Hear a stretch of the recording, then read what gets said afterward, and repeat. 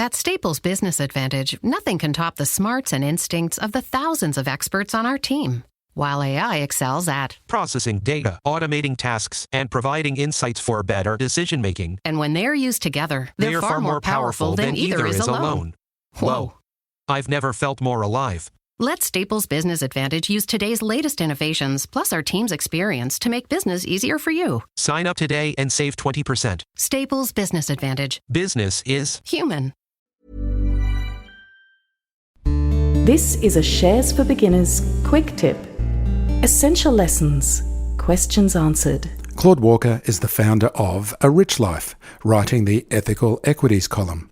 In this quick tip, Claude talks about matching your risk to your experience, entering markets gradually, to keep learning, and what he sees as the most common mistake made by new investors. For the beginners that I see run into trouble, the biggest and saddest mistake that I see is essentially overconfidence. So someone will say, oh, look, I've got 100,000 to invest, and I'm going to put, I've now read about this company, 3P Learning, which I like the idea of their software, and maybe they've listened to other people. Like, I actually thought 3P Learning was decent myself, but as an experienced investor, and I was wrong about this one, by the way, when I bought shares in it, I bought, 2 or 3% of my shareholding of my overall portfolio because I wanted to get to know the company. It was a relatively recent listing in these days, so it had been floated with lots of fanfare. As it turned out, 3P Learning provides software, actually not too different from this Tally Train stuff, where it helps train kids. So it's like maths games. Mathletics is the one that many people have heard of. Now, actually what had happened is this was sort of losing its edge. There was more and more free alternatives, and there was some problems with the business, and in the end, it was actually floated at a very favorable price for the sellers. So it was a bad buy. But because I just put in a couple of percent, I realized it was a bad buy, and then eventually reversed my opinion on it, sold shares in it, and then I lost probably, I can't remember the exact amount, but it would have been maybe around 50% or a little less, but a decent loss on that one. But it wasn't too bad for me in the overall context, because I only had a small amount of my portfolio in it because it was a risky stock. It was a recent listing. However, someone who's beginning has too much confidence. They could put in 10 or 20% into this company that they don't know of their overall amount that they're going to invest. Yeah. And then, of course, one mistake has this like really big impact where if you put in 20% of your portfolio into one stock as your first or second stock you've ever bought, and then that happens to be a wrong call, then you've lost 10% of your overall in portfolio. It's like really tragic. I tell the story because I don't want to see that kind of stuff happen, especially when if you're going to start investing, if you have 100,000 to invest, you should be thinking of investing an entire 20,000 in maybe the whole year. Because if the market is about to crash, what if forget the one stock mistake, what if there's about to be another crash and you put in all your $100,000 in one day, and then there's a crash the next day? You could lose 30% in a day. Now, of course, that's very unlucky, but I'm just illustrating the point.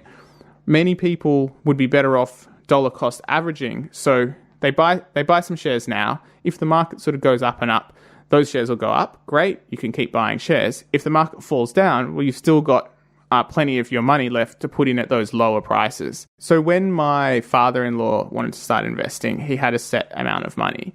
And I suggested to him that he sort of invest that over about 2 years, over a 2-year period. And, it wasn't perfectly done like clockwork or whatever, but the point is he sort of gradually invested that. Now, as it turns out, the market went up during that period. He would have been better off just putting it all in at the beginning. But it's important in case something does go badly, but it's also important in terms of the overall success of that investor to take their time and not freak themselves out.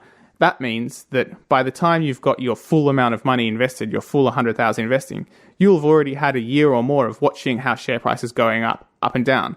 You'll have made a mistake already, and you probably would have hopefully had a success already. And you'll already be getting used to the emotions of it, gradually by going in. And also, it's an opportunity for you to decide it's not for you. What if you've invested your $20,000 or $30,000 or $40,000 and you're like, wow, this is too much for me. I don't enjoy this. I don't want to keep up with the research.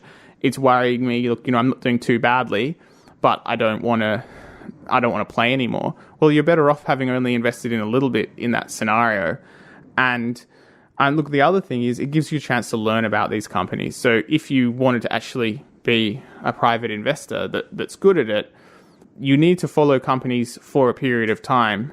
And look, honestly, you don't have to be hands-on forever, but you need to give yourself some time to understand what you're investing in, understand the risks.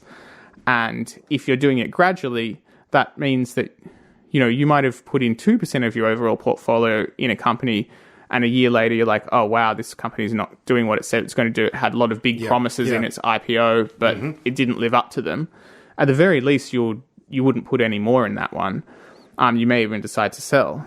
So it gives you a chance to learn, and one would hope for you to be a successful investor. Certainly for me, you're constantly learning, and you're hopefully constantly, gradually just making better decisions overall. The best thing you can invest in is your own ability. So it makes sense to have less invested whilst your ability is more nascent. And so one of the luckiest things that happened to me is that I started really young. So I didn't have a lot of money. I started with $500 as a university student. And so some of my silly mistakes and, that time when I didn't pay attention to it for more than a year because I was doing my honours thesis or whatever it was, that all happened when I had much less money and much less, responsibility for what I was investing in. Yeah. So I think it's better for everyone if they do start slowly, because by the time they get more experience, then they'll be putting in more money, basically match your risk with your experience, and you'll be safer anyway. If you found this podcast helpful, please tell a friend, especially if it's someone who needs to start thinking about investing for their future. You'll be helping them and helping me to keep this show on the road. Shares for Beginners is for information and educational purposes only. It isn't financial advice, and you shouldn't buy or sell any investments based on what you've heard here. Any opinion or commentary is the view of the speaker only, not Shares for Beginners. This podcast doesn't replace professional advice regarding your personal financial needs, circumstances, or current situation. And thank you for listening to my podcast.